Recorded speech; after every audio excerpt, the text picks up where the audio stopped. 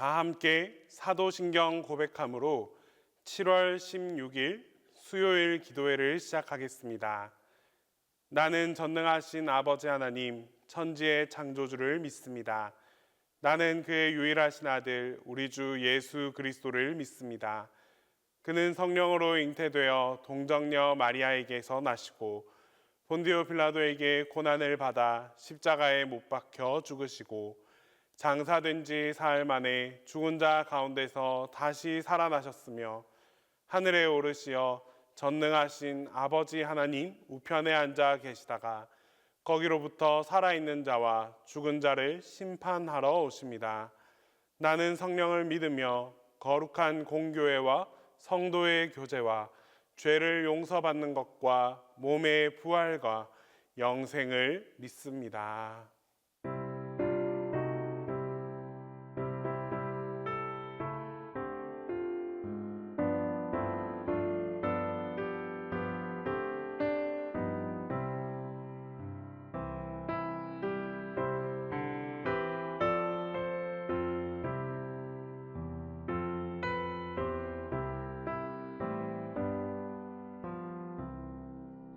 주 날개 밑 내가 편안히 쉬네. 밤 깊고 비바람 몰아쳐도 아버지께서 널 지켜주시니 거기서 편안히 쉬리로다. 주 날개 밑 그 사랑 끈을 짜니뇨. 주 날개 밑에 쉬는 영원히 거기서 살리. 주 날개 밑 나의 피난처 되니 거기서 쉬기를 원하노라.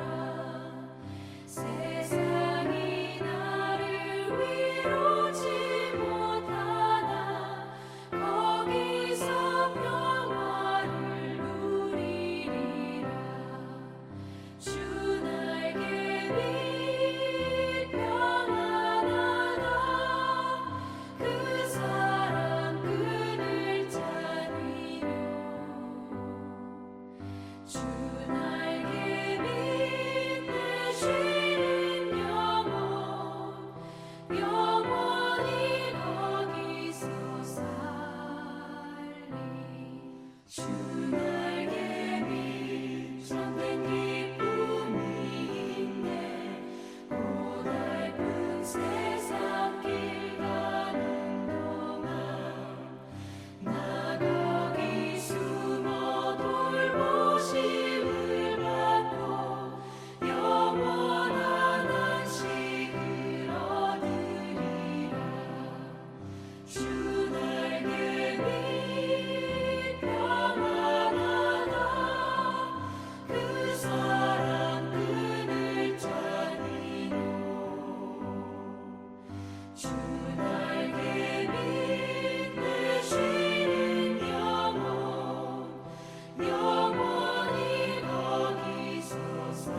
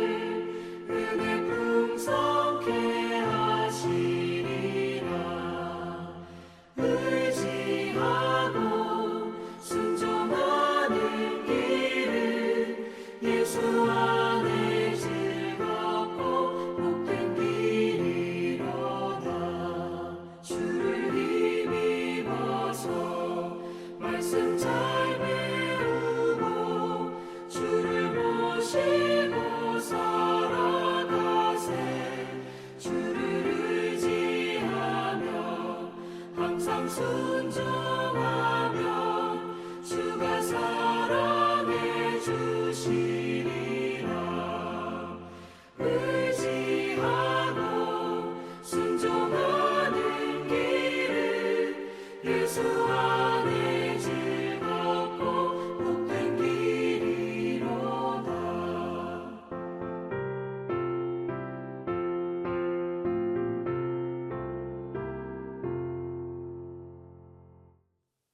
기도해 주시는 하나님 말씀은 시편 8편 1절에서 9절입니다. 구약 성경 시편 8편 1절에서 9절입니다. 여호와 우리 주여, 주의 이름이 온 땅에 어찌 그리 아름다운지요. 주의 영광이 하늘을 덮었나이다. 주의 대적으로 말미암아 어린 아이들과 젖먹이들의 입으로 권능을 세우시며 이는 원수들과 보복자들을 잠잠하게 하려 하심이니이다. 주의 손가락으로 만드신 주의 하늘과 주께서 베풀어 두신 달과 별들을 내가 보니 사람이 무엇이기에 주께서 그를 생각하시며 인자가 무엇이기에 주께서 그를 돌보시나이까. 그를 하나님보다 조금 못하게 하시고 영화와 존귀로 관을 씌우셨나이다. 주의 손으로 만드신 것을 다스리게 하시고 만물을 그의 발 아래에 두셨으니 곧 모든 소와 양과 들짐승이며 공중의 새와 바다의 물고기와 바닷길에 다니는 것이니이다. 여호와 우리 주여, 주의 이름이 온 땅에 어찌 그리 아름다운지요. 어떤 눈으로 세상을 바라보고 또 어떤 마음으로 사람을 바라보느냐 하는 것은 아주 중요합니다. 관점에 따라 그 기준과 판단이 달라지기 때문입니다. 어떤 관점을 가지고 세상을 사느냐에 따라 인생의 성공과 실패가 나누어집니다. 사람들은 대체로 두 가지 관점을 가집니다. 낙관주의와 비관주의입니다. 낙관주의는 다 좋은 것이라고 생각하지만 무조건적인 낙관주의도 좋은 것만은 아닙니다.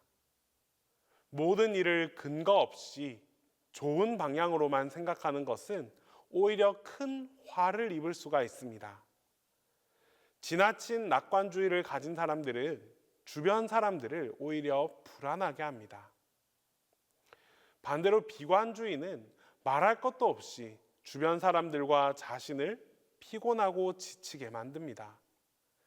매사에 부정적이고 삐딱하게 보는 이 비관주의는 인생을 성장하지 못하게 만들 것입니다. 그렇다면 우리는 어떤 관점을 가지고 살아가야 하겠습니까? 우리는 낙관주의도 비관주의도 아닌 바로 하나님의 관점을 가져야 합니다. 하나님의 관점으로 세상을 바라보고 사람을 보고 자기 자신을 바라볼 때 낙관주의나 비관주의를 넘어서서 사람과 세상을 새롭게 다가갈 수 있게 되는 것입니다.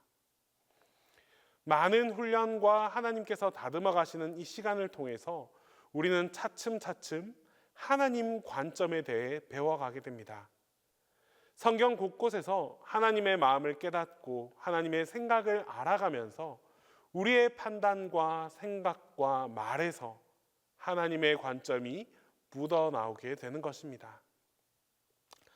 오늘 우리가 읽은 시편의 다윗도 하나님의 관점으로 세상과 사람을 바라보는 귀한 모습을 보여줍니다. 1절과 9절은 거의 같은 내용으로 이루어져 있습니다. 시적 표현에서 시작과 끝이 동일한 것을 수미상관이라고 말합니다. 처음과 끝에 여호와 우리 주여, 주의 이름이 온 땅에 어찌 그리 아름다운지요 라고 노래합니다. 다윗은 하나님의 관점과 시각으로 자연을 바라보니 자연 만물에 하나님의 영광과 그 이름이 아름답게 새겨져 있는 것을 보게 되었습니다. 우리도 가끔 이럴 때가 있지 않습니까? 세상을 바라보면 더없이 아름답고 또 사람을 바라보면 더없이 귀하게 보일 때가 있습니다. 하는 일이 전부 다 잘 될 때, 인생사 걱정할 일이 없을 때, 또 세상이 그렇게 힘든 일이 우리에게 나타나지 않을 때 우리가 바라보는 이 모든 세상이 밝고 아름답게 보입니다. 하지만 이런 상황은 그리 오래 가지 못합니다. 인생은 생사, 고락, 희로애락을 겪어가는 그런 삶인데 어떻게 항상 좋은 일만 우리에게 나타날 수 있겠습니까? 은혜를 가지고 살아가는 사람도 때로는 은혜가 떨어질 때도 있습니다. 그러면 우리는 세상을 보는 관점이 곧장 비관적으로 변하기 쉽습니다. 어떤 날은 아름답게 보이다가도 또 어떤 날은 비관적으로 보입니다. 하지만 다윗은 그렇지 않았습니다. 항상 동일한 관점을 견지했습니다. 은혜를 받고 훈련을 받고 인생이 하나님 앞에 매여 있다는 사실을 깨닫고 난 이후부터는 하나님의 이름이 온 땅에 항상 아름답게 보였습니다. 다윗의 일생을 보면 찬란하게 빛났던 시간들은 얼마 되지 못합니다. 10수년을 사울 때문에 쫓겨다니는 인생을 살아야 했고 또 말년에는 아들에게 왕위를 빼앗기고 광야로 내쫓기는 생활을 해야 했습니다.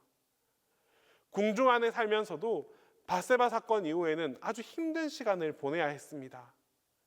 이런 그의 인생 가운데 정말 빛나고 찬란했던 시간은 얼마 되지 않았는데 삶의 자리에서 항상 하나님의 영광을 찬양하고 아름답게 볼 수 있었다는 것은 다윗이 하나님의 시각으로 세상을 바라보았기 때문입니다. 우리도 나의 상황과 나의 환경에 관계없이 물질의 부함과 가람에 상관없이 하나님께서 만드신 이 모든 만물들을 아름답게 바라볼 수 있어야 합니다. 하나님의 관점을 가지면 자연 만물뿐만 아니라 사람에 대해서도 또 환경에 대해서도 좋은 마음을 가질 수 있게 됩니다.